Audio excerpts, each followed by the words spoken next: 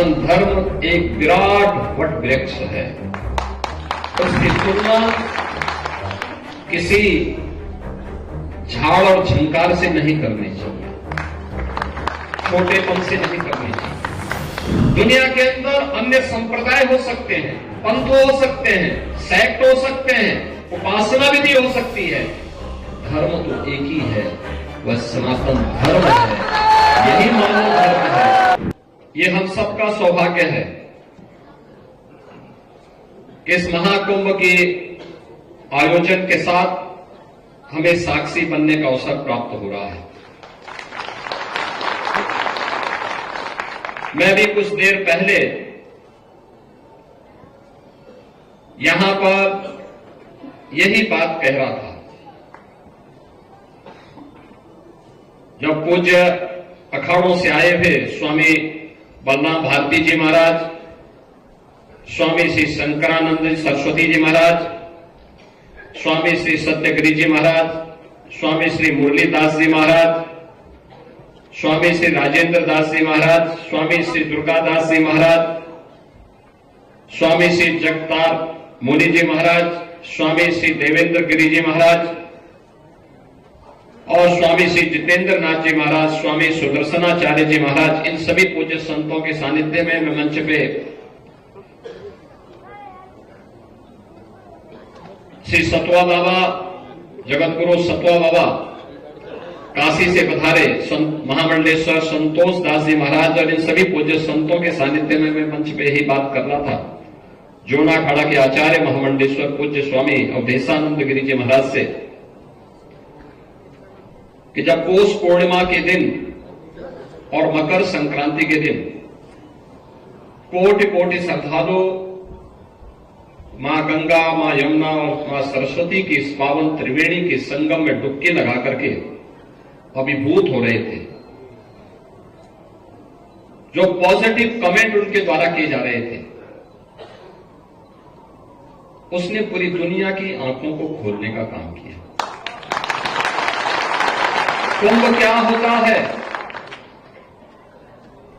कुंभ का आध्यात्मिक और सांस्कृतिक महत्व क्या है? यह उनके वक्तव्य उस समय दे रहे थे और ये बात बताती है जिसके बारे में देश के यशस्वी प्रधानमंत्री श्री नरेंद्र मोदी जी बार बार कहते हैं कि सदी भारत की सदी है। भारत की सदी का मतलब हर एक क्षेत्र में भारत को विकास की उन बुलंदियों को छूना है, लेकिन हर एक क्षेत्र में कोई देश उन बुलंदियों को छुएगा तब जब उस क्षेत्र से जुड़े हुए प्रतिनिधि अपने दायित्वों का ईमानदारी पूर्वक निर्वहन करें। जो राजनीतिक क्षेत्र में है वो राजनीतिक क्षेत्र में अपना कार्य कर रहे हैं। सेना सीमा पर देश की रक्षा का काम कर रही है। जीवन के प्रत्येक क्षेत्र में हर एक तबका अपना अपना कार्य कर रहा है। धार्मिक जगत से जुड़े हुए हमारे पूज्य संतों का दायित्व भी तो यही बनता है और यही वे कर रहे हैं। भारत की सनातन धर्म की संस्कृति दुनिया के अंदर पहुंची तलवार के बल पर नहीं,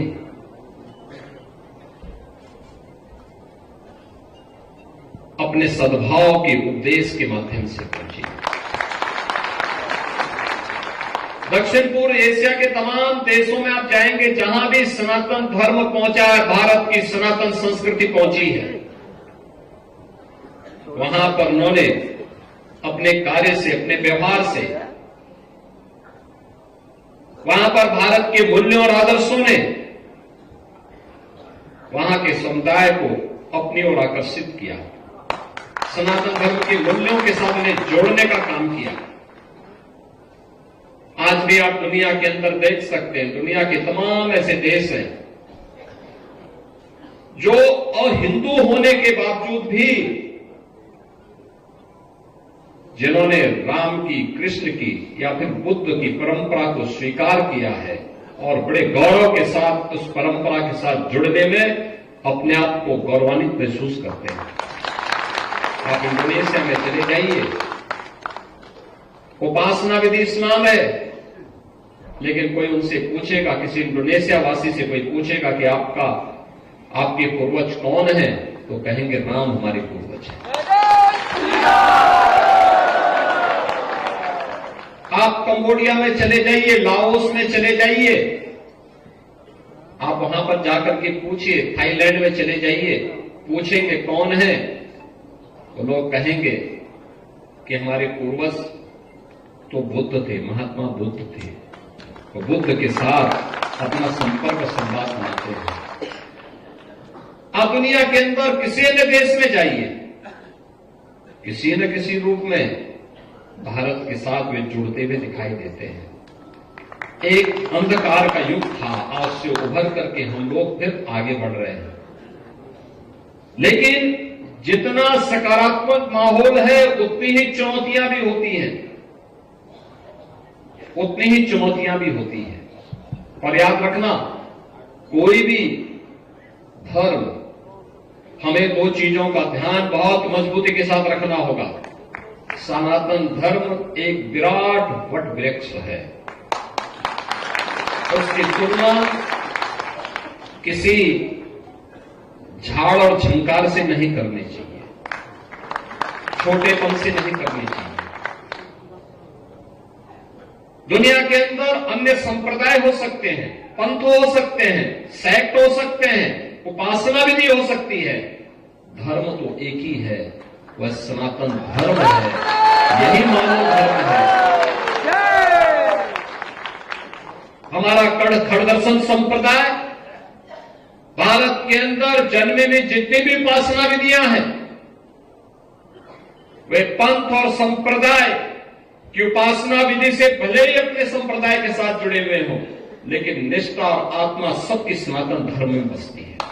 इसीलिए तो हम सब एक साथ यहां बैठे थे, एक साथ बैठे, कोई भेद नहीं। जब हम संत एक साथ मिलते हैं तो ऐसे मिलते हैं जैसे गुरु भाई मिल रहे हो आपस में, कोई भेद नहीं होता।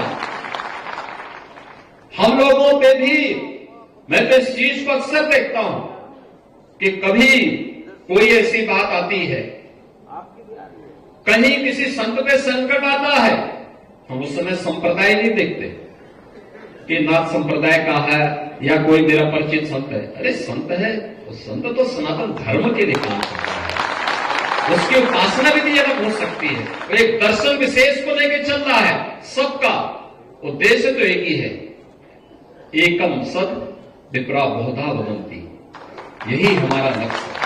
और इसीलिए महाकुंभ के इस पावन आयोजन के साथ, उसी पवित्रता के साथ हम सबको एक संदेश देना है, देश दुनिया से आए हुए लोगों को देना है।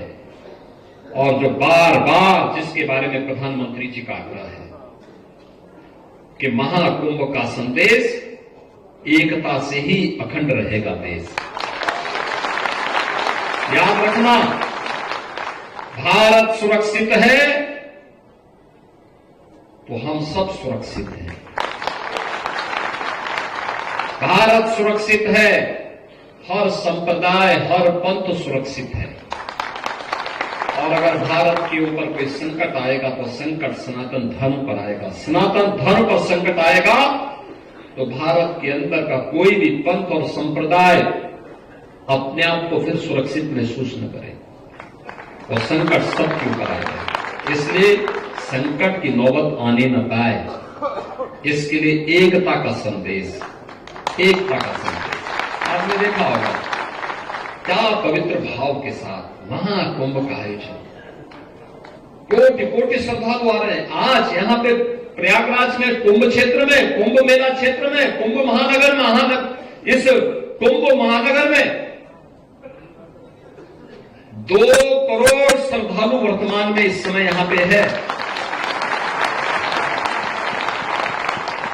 सभी सड़कें चौक हो चुकी है, एकदम भरा हुआ है, और लगातार ये चलेगा। आप अनुमान करिए, हमारे पूज्य संत जन दुनिया के तमाम देशों में जाते हैं। पूज्य अवधेशानंद जी महाराज पूज्य परमात्मानंद जी महाराज, पूज्य निर्मलानंद नाथ जी महाराज, अन्य हमारे पूज्य संतजन दुनिया के तमाम देशों में जाते हैं। आप मुझे बताइए कि पिछले 10 दिनों के अंदर महाकुंभ के संगम में, त्रिवेणी के पावन संगम में 10 करोड़ से अधिक श्रद्धालु अब तक स्नान कर चुके हैं कल। और अगले 35 दिन के अंदर, जो बचे हुए 35 दिन हैं, इन 35 दिनों में ये संख्या पहुंचेगी 45 करोड़ तक। दुनिया के अंदर कितने देश हैं? दुनिया के अंदर कितने देश हैं जो 45 करोड़ लोगों को एक अस्थायी सिटी में आमंत्रित करके उनको जोड़ने का संदेश दे रहा है? और दुनिया के अंदर कौन सा ऐसा देश है और जहां पर कोई भूखों नहीं सो सकता? किसी भी अखाड़े में जाएंगे, किसी भी शिविर में जाएंगे, वहां पर उसको 2 जून की रोटी मिल जाएगी, आशीर्वाद भी मिलेगा, दक्षिणा भी मिलेगा और प्रसाद भी प्राप्त होगा। क्योंकि सनातन धर्म ही दे सकता है।